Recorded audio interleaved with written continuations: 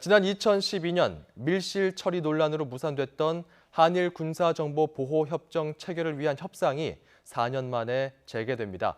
정부는 연내에 체결할 것을 목표로 일본과 협상에 나서겠다고 밝혔습니다. 강정규 기자입니다.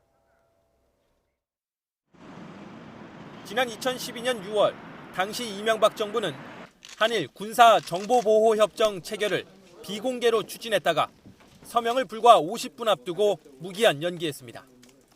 과거사를 반성하지 않고 있는 일본과의 군사협정을 밀실에서 논의했다는 반대 여론이 거셌기 때문입니다.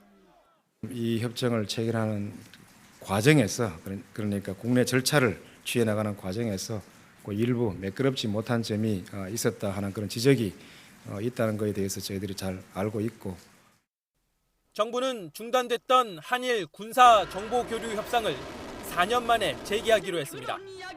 날로 높아지는 북한의 핵 미사일 위협에 효과적으로 대응하기 위해 한일 간 정보 공유 체계를 강화해야 한다는 겁니다.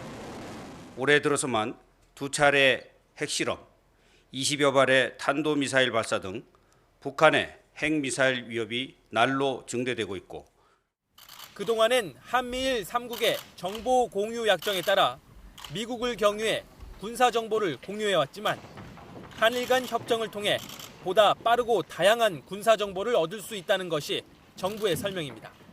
또 과거와 달리 투명하게 협상을 진행하겠다는 방침이지만 우려의 목소리는 여전히 높습니다. 일본의 과거사 문제가 해결되지 않은 상황에서 한일 군사정보협정이 보통 국가화를 노리는 일본과 자위대의 활동 공간을 넓혀주는 계기가 될 거란 비판입니다.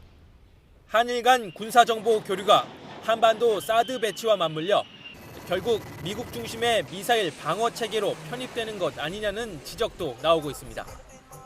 이번 한일 정보보호 협정은 한미일 미사일 방어로 가는 정해진 수순이자 계산된 포석입니다.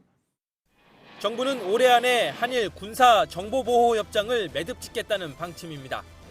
하지만 무리하게 추진할 경우 청와대 비선 실세의 국정 개입 의혹으로 비난받는 박근혜 정부에 더욱 거센 역풍으로 작용할 거란 전망도 있습니다. YTN 강정규입니다.